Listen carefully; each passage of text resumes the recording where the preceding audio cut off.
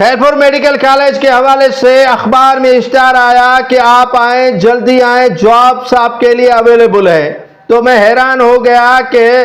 NTS، IBA، Sindh public service اور دیگر کئی ادارے ہیں جو ٹیسٹ لیتے ہیں اور ان حقیقی امیدواروں کو جاب سے محروم رکھتے ہیں جو حقدار ہیں، لیکن وہ ڈفر نال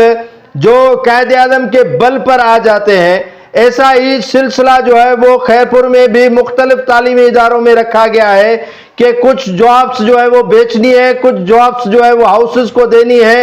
اور کچھ جابس جو ہے وہ اپنے بچوں میں بنڈر بانٹ کرنی ہے۔ خیرپور میڈیکل کالج میں کئی ایسے پہلے بھی نوکری کرنے والے افراد ہیں جن کو ریگولرائز نہیں کیا گیا ہے۔ اب نئی نوکریوں کا اشتہار دیا گیا ہے تو پہلے بھی پتا ہے کہ کن کن ہاؤسز میں یہ بنڈر بانٹ کی گئی ہے۔ ابھی بھی انہی ہاؤسز کو نظر انداز نہیں کیا جائے گا، انہی میں بنڈر بانٹ کی جائے گی، کیونکہ انہی ہاؤسز کی وجہ سے یہ ادارے کھلے بھی ہیں اور یہ ادارے جو ہیں وہ کام بھی کر رہے ہیں اور ان اداروں کو بجٹ بھی سالانہ ملتی ہے۔ خیرپور لطیف یونیورسٹی دیکھ لیں،